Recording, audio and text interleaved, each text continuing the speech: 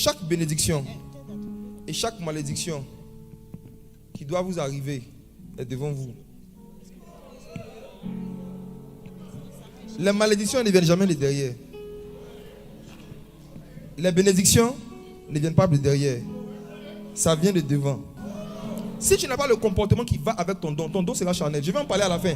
Il y en a, écoutez, attendez. Il y a beaucoup aujourd'hui qui vont se rendre compte que ils pensaient avoir des dons spirituels. Or, vous avez des dons charnels.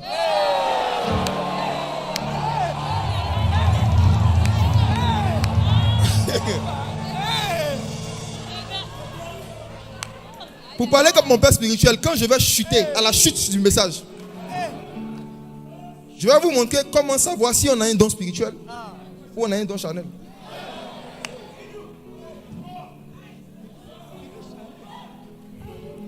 Ce qui rend les dons puissants, ce qui rend les âmes puissantes, c'est la vertu de Dieu, c'est le caractère de Dieu, le comportement de Dieu. Vérité numéro 3, Deutéronome chapitre 11, verset 26. Deutéronome chapitre 11, verset 26.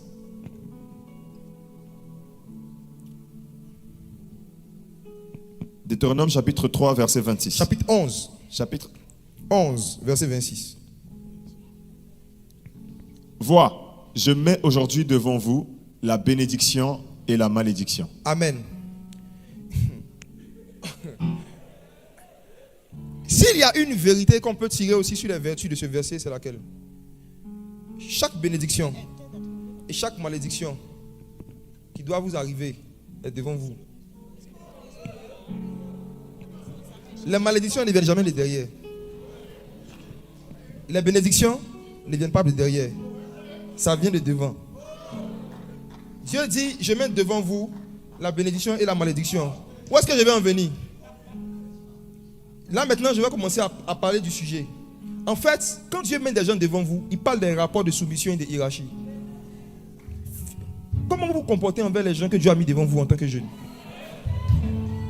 Celui qui est devant toi peut te maudire, peut aussi te bénir. Tous ceux qui sont devant vous dans la vie peuvent être soit des sources de bénédiction, soit des sources de malédiction en fonction de votre comportement.